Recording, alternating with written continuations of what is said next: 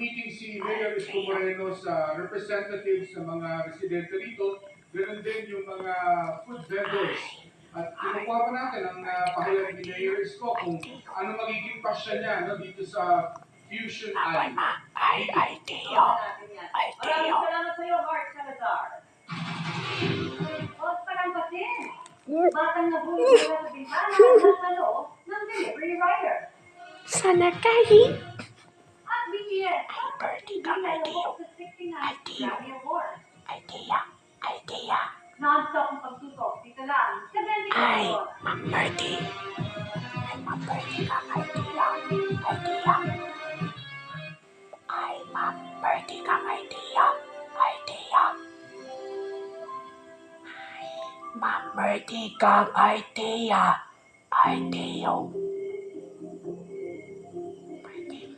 Ay, kang idea.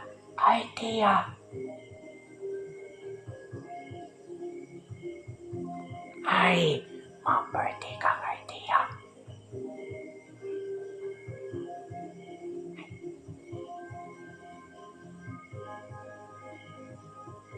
Ay, Ma'am Birthday ka kay kanina, Ma.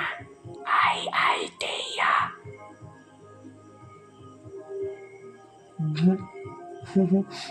Ay, Ma'am Birthday, ay kang idea.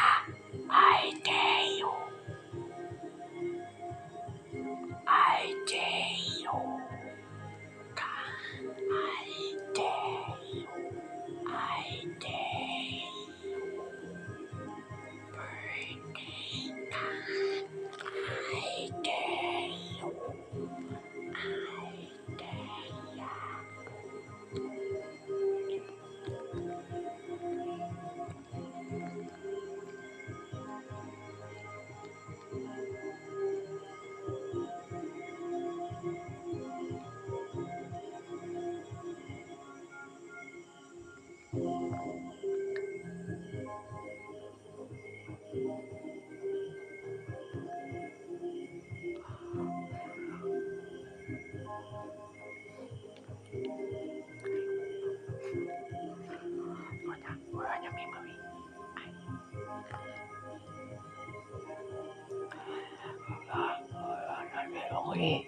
Memory.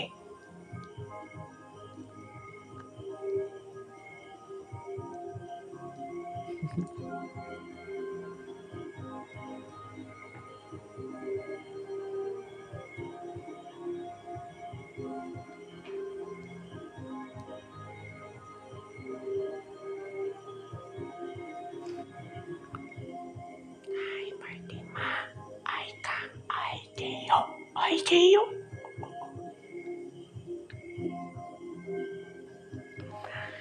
Ma'am Birthday kang idea. Hindi naman mangyayari yan kung wilayang bas-bas ng communist party. Ay, kang idea.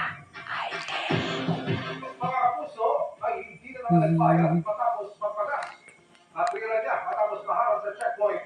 Nakakalimutan lang niya dahil nagmamadali siya.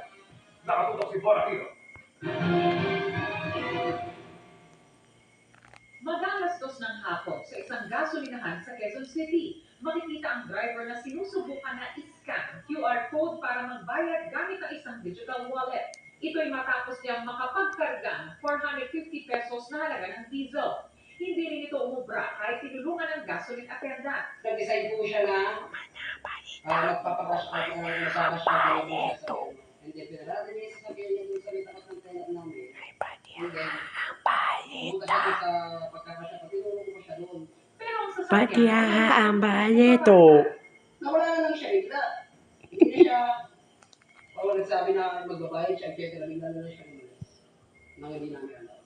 mabuti na lang at isinulat niya ang plate number ng sasakyan sa kanyang palad. At dito na nila in-report sa CCTV Station 5 ang nangyari. Ang CCTV Station 5, nagkagawa sila ng oplansita at checkpoint para mahuli ang suspect. Mula sa gasolinahan, dumiretso na ang suspect sa Commonwealth Avenue kung saan siya namataan ng pulis. Yung isa rin na... Wala niya memory. Memory. Riders din, doon na na-intercept yung inunahan nila itong tama raw, inarangan ng motor sa harapan niya at doon eksakto sa important things, novality na apprehend natin. Depensa ng suspect. Tutambayan ko lang po talaga na wala nang safety. Kung nagmamadali kasi kung deliver ako pagkain. Desidido naman ang gasoline attendant na magsampa ng reklamo. Makaharap ang suspect sa kasong estafa. Mataas man ang presyo ng gasolina o hindi, paalala ng Quezon City Police sa mga gasolinahan. Maging maingat. Kunin ang detalye ng mga sasakyan kung may duda at huwag agad magtitiwala. Bon Aquino, Nakatuto,